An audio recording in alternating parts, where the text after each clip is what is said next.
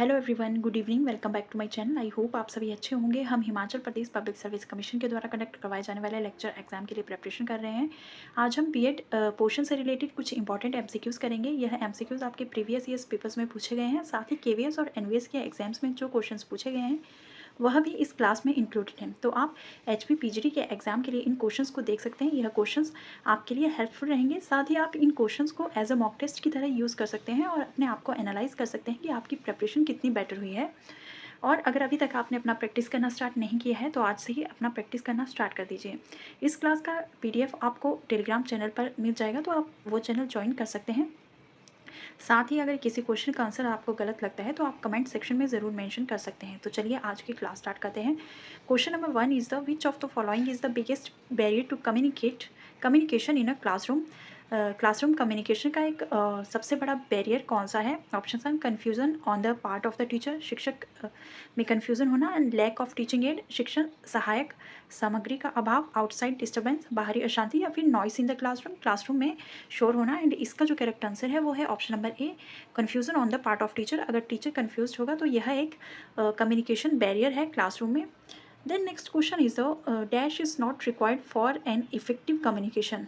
प्रभावी संचार के लिए किसकी आवश्यकता नहीं है? ऑप्शन आर एप्रोप्रिएट गेस्चर्स, उचित इशारे, स्पीच मॉड्यूलेशन, भाषण मॉड्यूलेशन, चार्मिंग पर्सनैलिटी, आकर्षक व्यक्तित्व, या good knowledge of the content, सामग्री का अच्छा ज्ञान। एंड इसका जो करेक्ट आंसर है वो है option number C, charming personality की रिक्वायरमेंट नहीं होती है एक इफेक्टिव कम्युनिकेशन के लिए। बाकी एप्रोप्रिएट गेस्चर्स होने चाहिए, भाषा मॉड्यूलेशन ठीक होना चाहिए, and good knowledge of the content, content का अच्छा नॉलेज होना चाहिए। यह तीनों जो है वह effective communication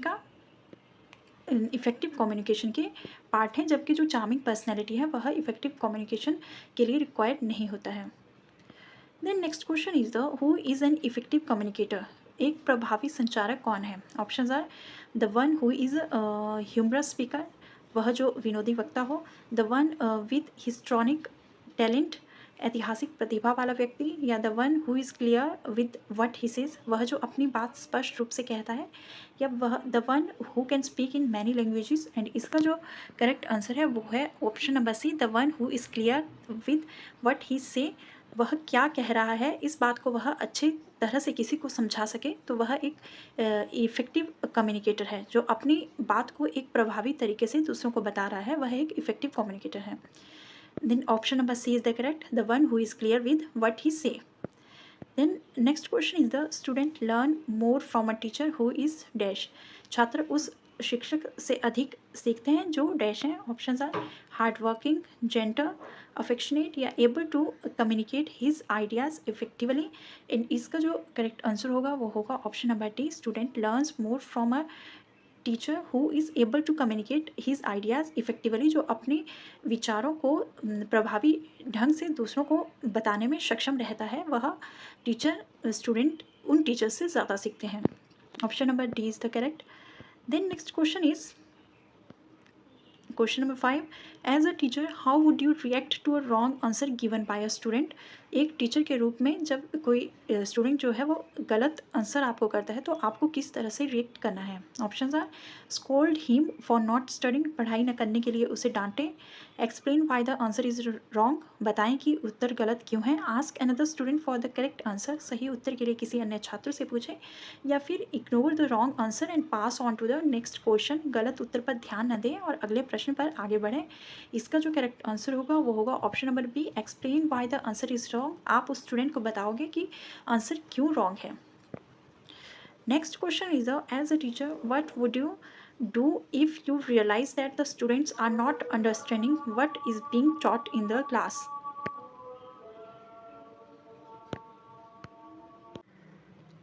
as a teacher आपको यह एहसास हो रहा है कि जो आप कक्षा में पढ़ा रहे हैं वह विद्यार्थियों को समझ नहीं आ रहा है, तो इस सिचुएशन में आप क्या करेंगे?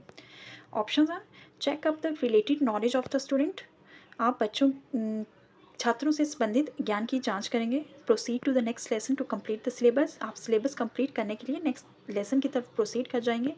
रिपीट द लेसन, लेसन को दोहराएंगे, या फिर teach the lesson again with real world example, या वास्तविक दुनिया के उदाहरणों के साथ पाठ को फिर से पढ़ाएंगे। एंड इसका जो करेक्ट आंसर है वो है option number D, teach the lesson again with real world example. आप रियल वर्ल्ड एग्जाम्पल के साथ बच्चों को फिर से लेसन को पढ़ाएंगे जिससे वह ईजिली अंडरस्टैंड कर पाएंगे। Option number D is the correct. Next question is the what is the most important element of teaching, teaching का मोस्ट इंपॉर्टेंट एलिमेंट क्या है? Option are teacher student relationship, शिक्षक छात्र संबंध, कंटेंट सामग्री, टीचिंग एड शिक्षण सहायक सामग्री, या फिर टीचिंग इंस्ट्रूमेंट शिक्षक उपकरण। एंड इसका जो करेक्ट आंसर है वो है option number A, the most important element of teaching is teacher student relationship, शिक्षक छात्र संबंध। Option number A is the correct. Next question is the which of the following is true about project method, project method से related कौन सा point जो है वह true है? इट इज़ इम्प्रैक्टिकल, ऑप्शंस आपके पास दिए गए हैं, यह अव्यवहारिक है। It is impractical, it promotes the coordination of the physical and mental activities of the child, यह बच्चे की शारीरिक और मानसिक गतिविधियों के समन्वय को बढ़ावा देता है। It doesn't give freedom to work to children, यह बच्चों को काम करने की आज़ादी नहीं देता है। या फिर इट इज़ नॉट साइकोलॉजिकल, यह मनोवैज्ञानिक नहीं है। इसका जो करेक्ट आंसर होगा वो होगा option number B, it promotes the coordination of the physical and mental activities of the child, यह बच्चे की शारीरिक और मानसिक गतिविधियों को डेवलप करता है, उनको बढ़ावा देता है। Option number B is the correct.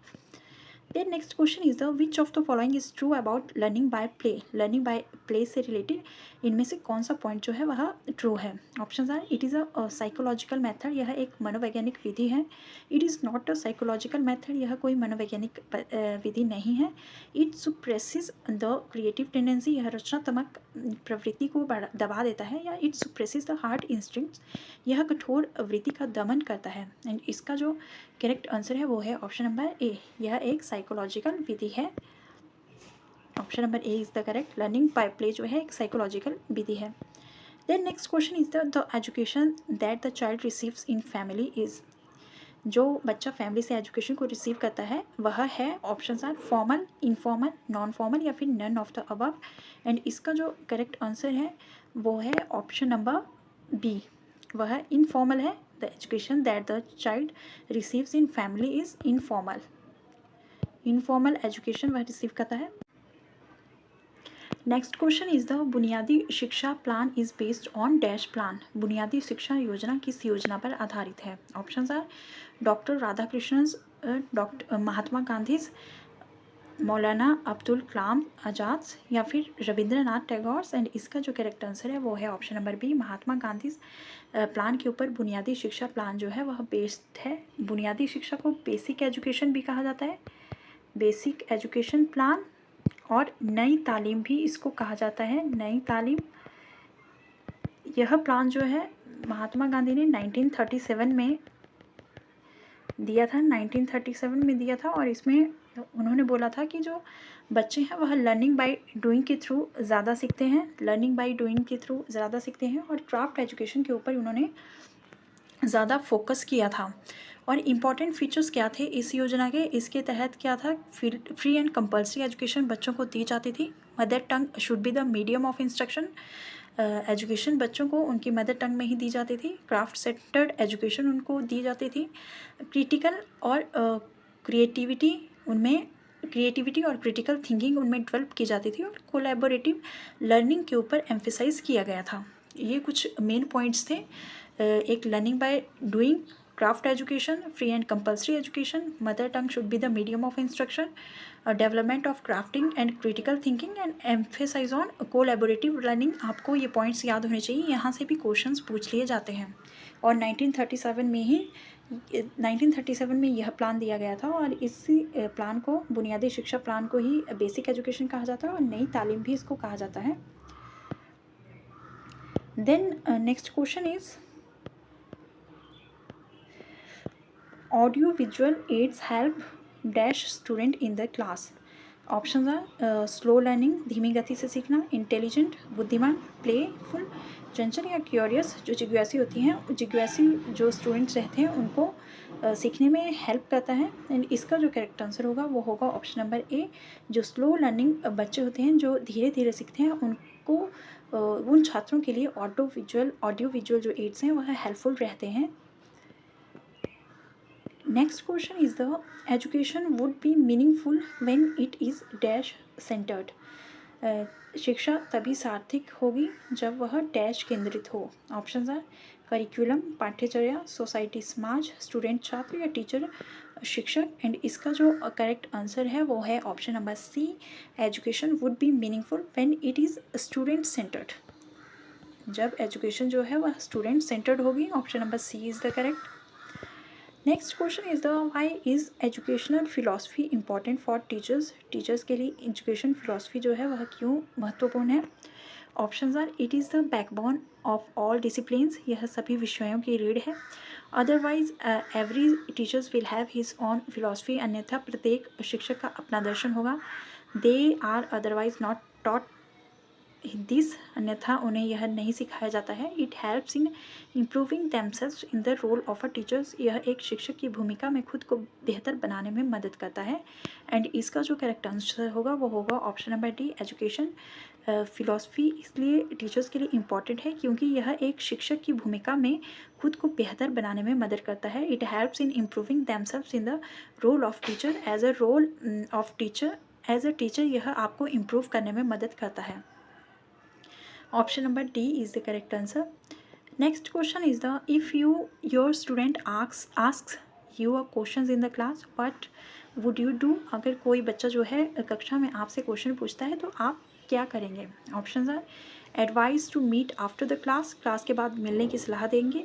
Encourage to participate in the discussion in the class, कक्षा में चर्चा में भाग लेने के लिए प्रोत्साहित करेंगे। Encourage to ask more questions, उसे और अधिक क्वेश्चंस पूछने के लिए एनकरेज करेंगे। या encourage to search answers independently, स्वतंत्र रूप से उत्तर खोजने के लिए प्रोत्साहित करेंगे। एंड इसका जो करेक्ट आंसर होगा वो होगा option number C. Encourage to ask more questions.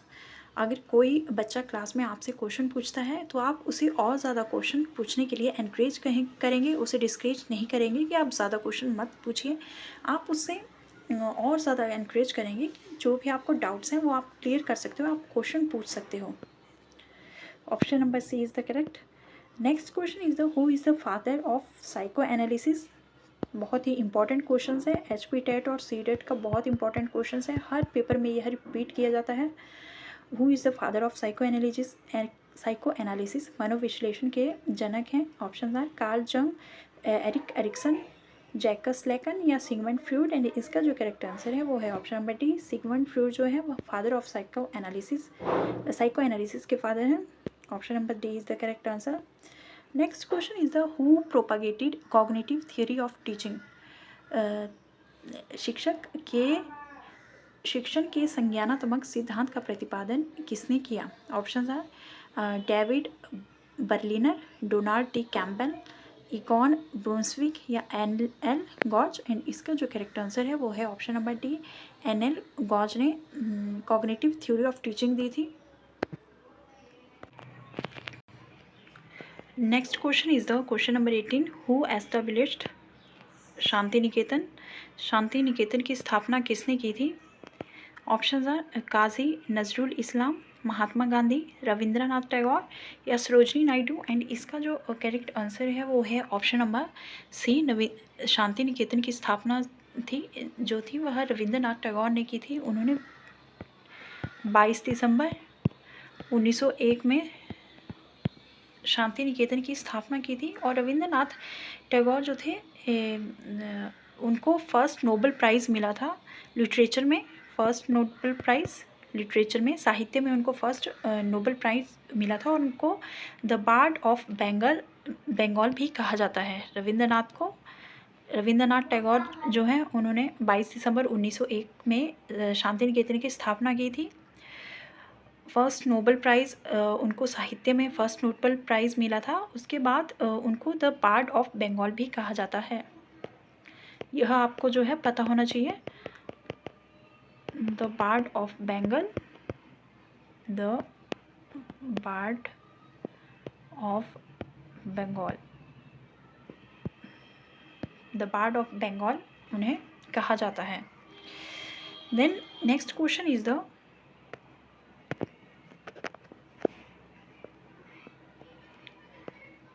Question number 19, the first practical intelligence test was invented by. पहला व्यवहारिक बुद्धि परीक्षण डैश द्वारा आविष्कार किया गया था। Options are Alfred Binet, Charles Spearman, David Wechsler या फ्रांसिस गैल्टन। एंड इसका जो करेक्ट आंसर है वो है option number A, the first practical intelligence test was invented by Alfred Binet. Option number A is correct. Last question is the observational learning consist of. अवलोकनात्मक अधिगम में शामिल है। ऑब्जर्वेशनल लर्निंग होती क्या है, सबसे पहले यह क्वेश्चन आ जाता है। जब हम किसी दूसरे को ऑब्जर्व करके उसको देख करके कुछ सीखते हैं तो उसे ऑब्जर्वेशनल लर्निंग कहा जाता है।